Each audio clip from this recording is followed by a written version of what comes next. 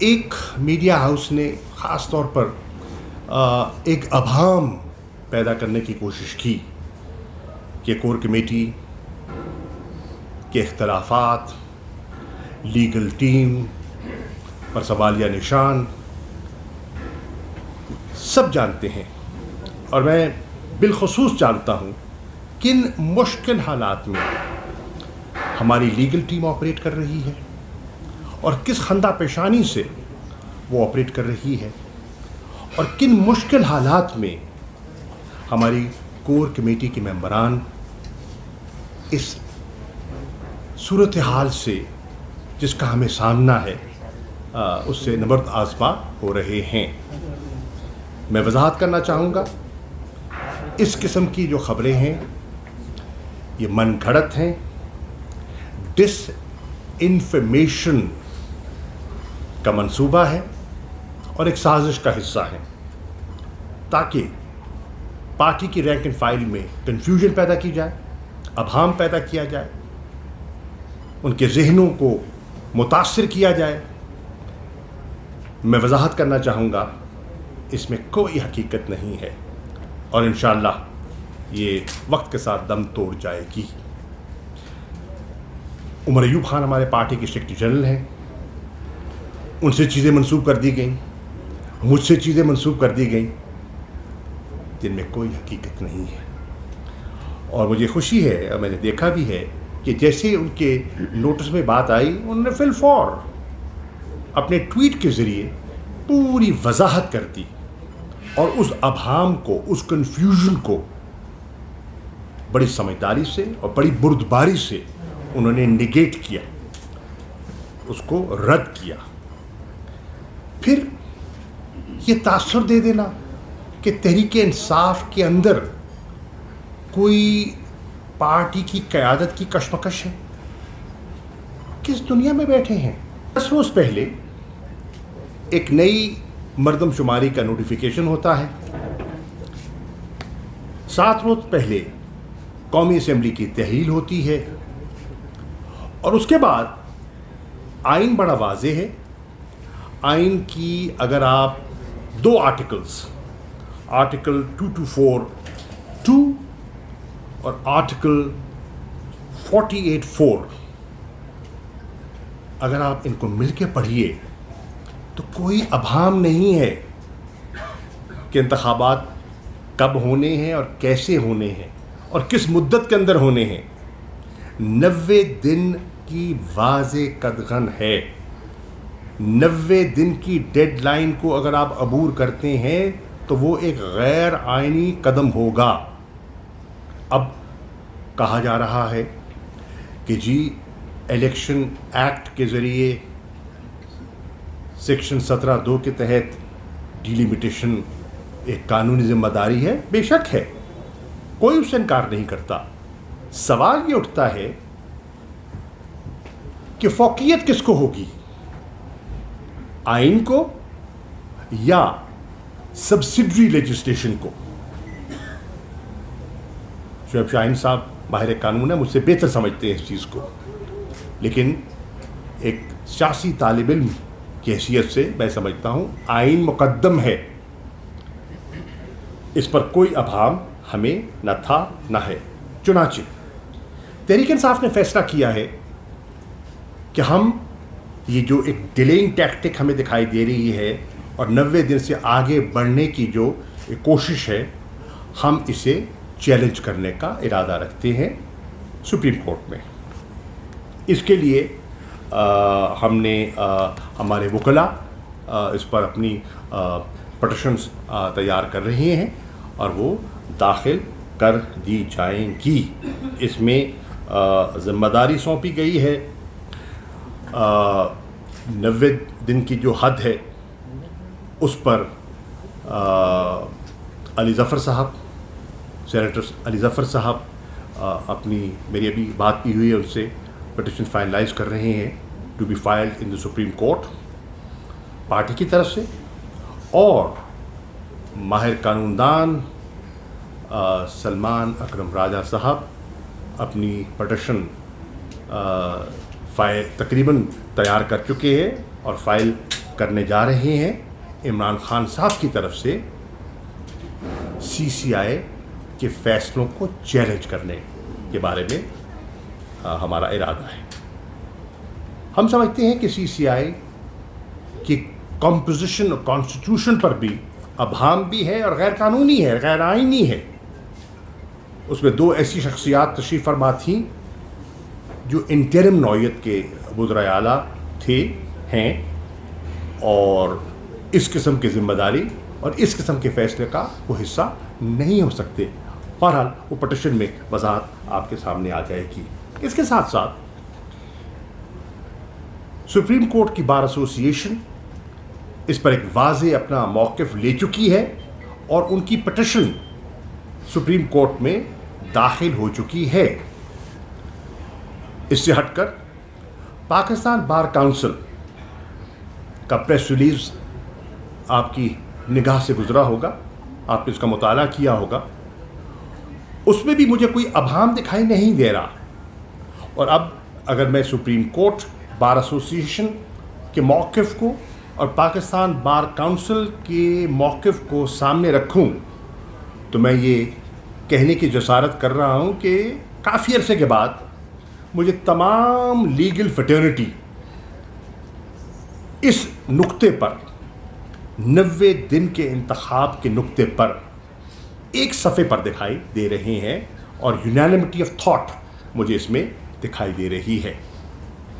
آپ یہ بھی دیکھیں, امیر جماعت اسلامی سراج الحق صاحب اس پر بیان دے چکے ہیں اور وہ سمجھتے ہیں کہ سینسس کو ایک تاخیری حربے کے طور پر استعمال کیا جا رہا ہے. J U I P D M کا حصہ, اور اس پہ بھی آپ دیکھیں کہ ایک ابہام پیدا ہو گیا, ایک تاثر دیا سابق وزیر اعظم شہباز شریف صاحب نے کہ ایک متفقہ قرارداد پاس ہوئی اور اس قرارداد میں جے یو آئی کی نمائندگی تھی, یعنی کہ مولانا کے صاحبزادے اس کا حصہ تھے. اور سینیٹر کامران مرتضیٰ صاحب نے وضاحت کی کہ نہیں, جے یو آئی نے اس میٹنگ میں اپنے اعتراضات اٹھائے اور اپنا اختلافی نوٹ لکھا, اور جب کہا گیا کہ اختلافی نوٹ جو آپ نے لکھا منٹس میں اس کا ذکر نہیں ہے تو کہا گیا کیونکہ وہ سی سی آئی کا ممبر نہیں تھے اس لیے ان کا اختلافی نوٹ درج نہیں ہوا. پھر سوال اٹھتا ہے کہ اگر وہ سی سی آئی کے ممبر نہیں تھے تو وہ اس اجلاس میں کیا کر رہے تھے, اس اجلاس میں ان کو دعوت کیوں کر دی گئی. میں سمجھتا ہوں کہ جے یو آئی کو اس پر ایک واضح پوزیشن لینی چاہیے کہ وہ آئین کے ساتھ کھڑے ہیں یا آئین کے فیصلے کے برعکس کھڑے ہیں. اسی طرح پاکستان پیپلز پارٹی کے موقف میں دیکھ رہا ہوں کہ مسلسل تبدیلیاں آ رہی ہیں. پہلے آپ نے دیکھا سندھ کے وزیر اعلیٰ, سابق وزیر اعلیٰ مراد علی شاہ صاحب نے ایک موقف اختیار کیا کہ جو نیا سینسس ہے, ہماری سیریز ریزرویشنز ہیں, ہمارے اختلافات ہیں, ہمیں قابل قبول نہیں ہے اور میں اس کی مخالفت کروں گا. پھر اجلاس ہوتا ہے, 5 اگست کے اجلاس میں وہ شامل ہوتے ہیں اور وہاں کوئی اختلافی بیان نہیں دیتے اور یونانیمس ریزولوشن کے تاثر کو تقویت دیتے ہیں. ان کی خاموشی اس کو تقویت دیتی ہے. اور پھر آج میں دیکھ رہا ہوں کہ پیپلز پارٹی کے سینئر حضرات جس میں نیر بخاری صاحب ہیں, میں ان کا انٹرویو دیکھ رہا تھا,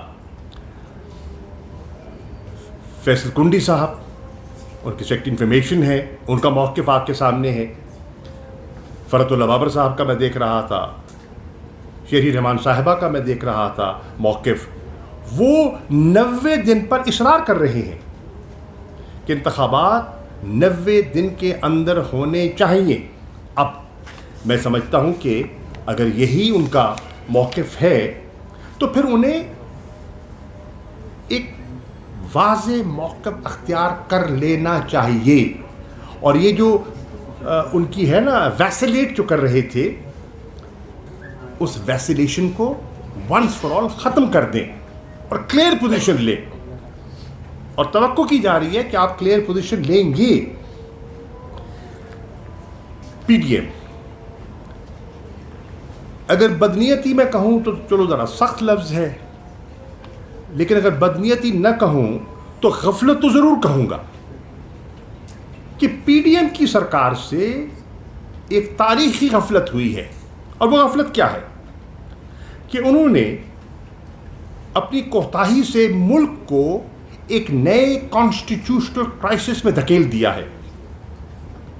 90 دن کی ڈیڈ لائن ہے, ان کے علم میں ہونا چاہیے تھا اور انہیں اس پر منصوبہ بندی کرنی چاہیے تھی. انہوں نے نہیں کی, باوجود نہیں کی. کیا اس میں ناسمجھی یا بدنیتی, کس کا عمل دخل ہے, یہ انہیں وضاحت کرنی چاہیے. اور نتیجتاً کیا ہوا کہ ان کے اس ابہام سے, اس تاخیری فیصلے سے, نمبر 1, آج ہمیں 90 دن کی ڈیڈ لائن عبور ہوتی دکھائی دے رہی ہے. نمبر 2, الیکشن کمیشن نے 14 دسمبر کی ایک تاریخ دے دی ہے کہ 14 دسمبر تک وہ اپنی ڈیلیمیٹیشن پروسیس کو مکمل کر لیں گے. لیکن بہت سے ماہرین کا خیال ہے اگر یہ پروسیس مکمل ہو بھی جاتا ہے تو بہت سے لوگ اس کو چیلنج کریں گے. ان کو اعتراضات ہو سکتے ہیں, جینوئن اعتراض ہو سکتے ہیں, کورٹ کیسز ہو سکتے ہیں, ہائی کورٹ پہ جا سکتے ہیں, سپریم کورٹ تک بات جا سکتی ہے, اور یہ معاملہ 120 روز سے بھی آگے بڑھ سکتا ہے اور مزید تاخیر ممکن ہے. اسی طرح اگر مزید تاخیر ہوتی ہے اور آپ انتخابات مارچ تک نہیں کروا پاتے تو پھر آپ کا سینٹ کا الیکشن متاثر ہوتا ہے. 1/3 ممبران نے مارچ میں, نئے ممبران نے منتخب ہونا ہے. سوری, ہاف جائیں گے.